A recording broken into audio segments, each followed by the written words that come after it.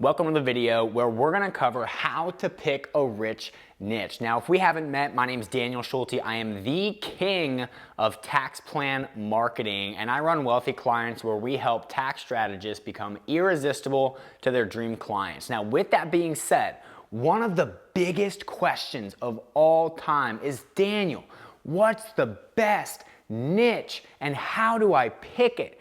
So in this video, we're gonna cover how to pick a rich niche. But first, if you're not convinced on whether or not you need a niche, give me about 30 seconds because I'm gonna show you exactly why you are missing out on money if you don't have a niche. Now, when we say niche, just to get definitions out of the way, I'm not talking about an industry. When I first got started in the tax plan marketing game, I actually had a client come to me, his name was Ed.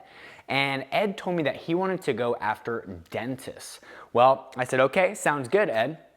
And what we did is we found out that there were 120,000 dentists. Now the problem is that according to the Small Business Administration, only about 4% of businesses in general actually make over 7 figures a year. Now Ed, my client, only wanted to work with dentists who made over 7 figures per year, okay? So now we had to take the 120,000 dentists and we had to multiply it by 4%, okay? Now I'm gonna do some rough math here, but that gave us about 6,000 people that actually qualified in order to work with Ed. Now of this 6,000 people, not all of them, okay, were actually in the market at that given time, okay? There's this thing, concept called the buyer's pyramid. And it basically states that out of the entire market, okay, only a small sliver of any given time are actually buying. So what we found when we first started running the ads for Ed's practice is that we got a ton of demand for about 2 weeks. And then it dropped off of a cliff. So I went in, I refreshed the ads, and lo and behold, it jumped up again, and it lasted for about 3 days before it jumped off the cliff.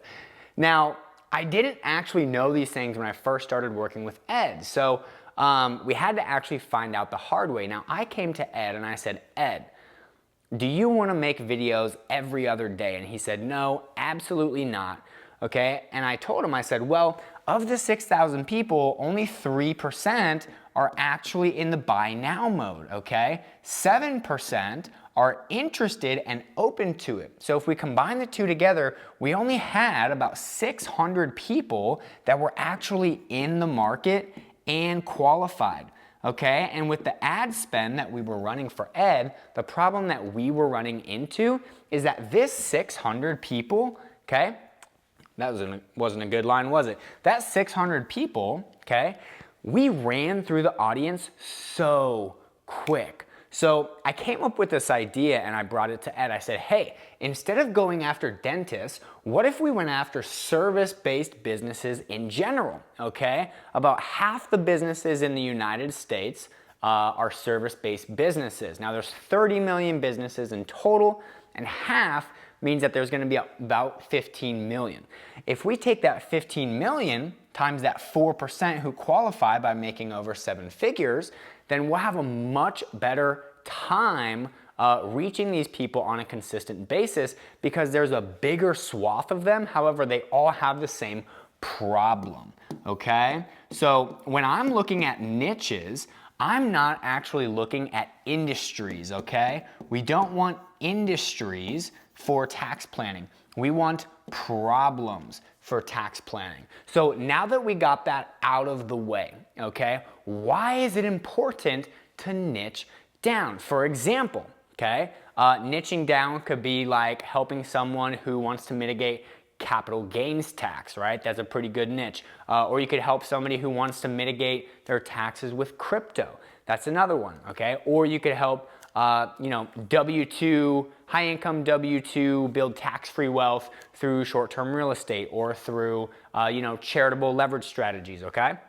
And so the reason that it's so important to go after a specific niche is because at the end of the day, you and I'm assuming, okay, are not the Coca-Colas who have billion-dollar ad budgets.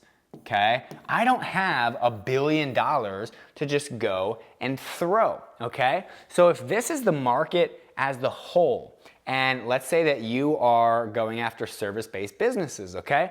Well, this means that you have to reach 15 million people, okay? Now, I don't know what your ad budget is. Most of the clients that we work with, they're at about 10K a month, okay? 10K is not gonna give you a drop in the bucket when it comes to this 15 million. So what do? Instead, we use what's called the magnifying glass method, okay? And if you've ever held a magnifying glass underneath the sun, the cool thing is that it gets really, really, really hot when you shine it just right on a specific point, to the point that it can literally burn, right, whatever is on the other side of this magnifying glass. And we use it with our market the exact same way. So if we have a 10K budget, instead of going after the entire market, I like to go after only 1 to 2%, because now I can make my messaging super, super, super dialed in, okay? And the more narrow you go, like for me, for example, I could talk to, you know, professional service firms, or I could talk to accounting firms, or I could really get specific and I could talk to tax strategists. Now, this is actually going against my own advice here because I have a little bit of a different service, but if I wanted to go after a problem niche, right, I could go after I could go after professional service providers who are spending over 10K per month on advertising and they're not getting any results. That's a problem because the people who are spending money obviously want an ROI with their ads, okay? So that's an example of like, hey, tax strategists, that's an example of an industry.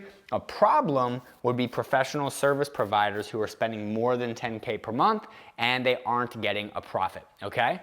So now that I have that, right, I can take this exact same $10,000 budget and maybe instead of 15 million people, now we're looking at, 150K or maybe even lower, right? Maybe only 15K.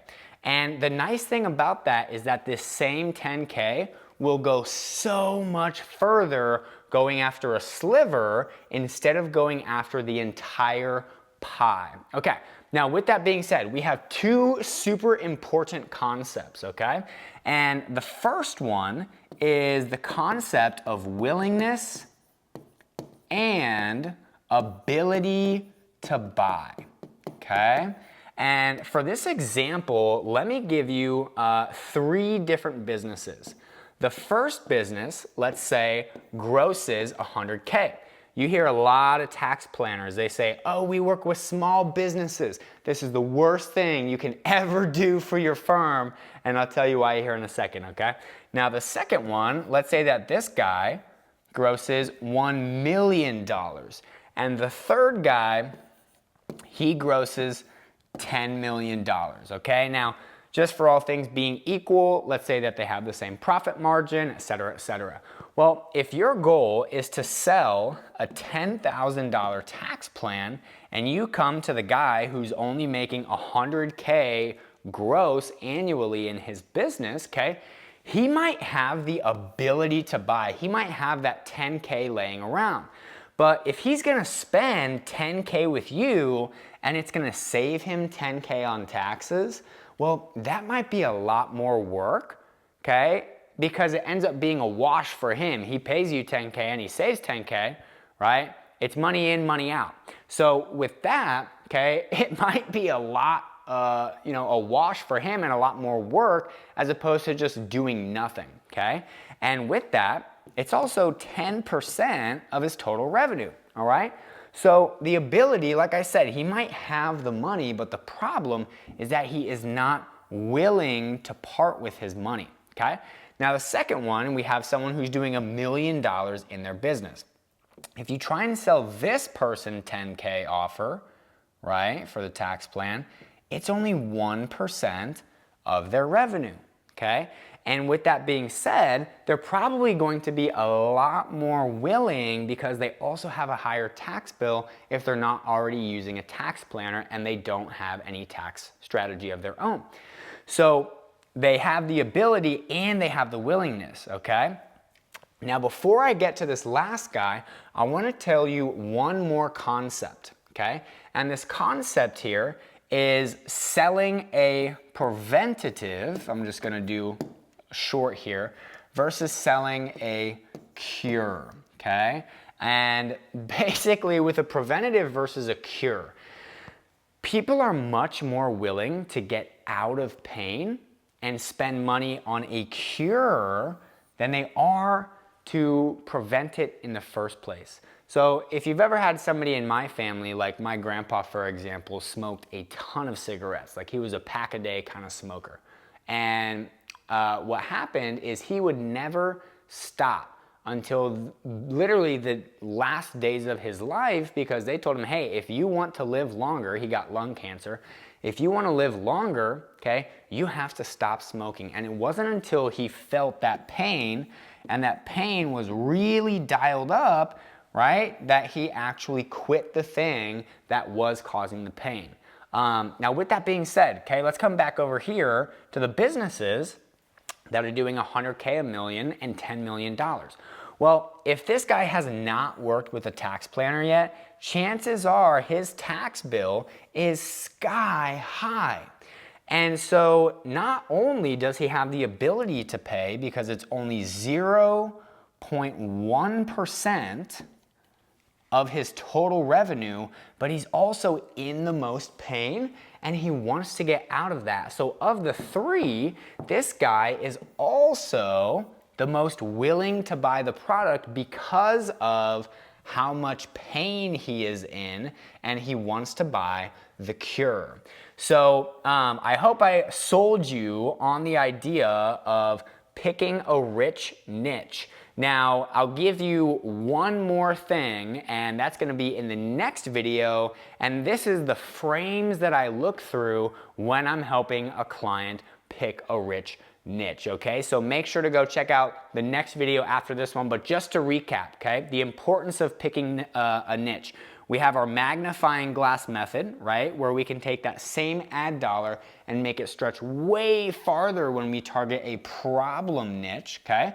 We also talked about the difference, or not the difference, excuse me, but the need for the willingness and the ability to buy. And then finally, we discussed the difference between a preventative versus a cure and how it's always easier to sell a cure than it is to sell a preventative. So again, my name's Daniel Schulte with Wealthy Clients. Make sure to check out the next video where I show you how to pick a rich niche and which frames to look through.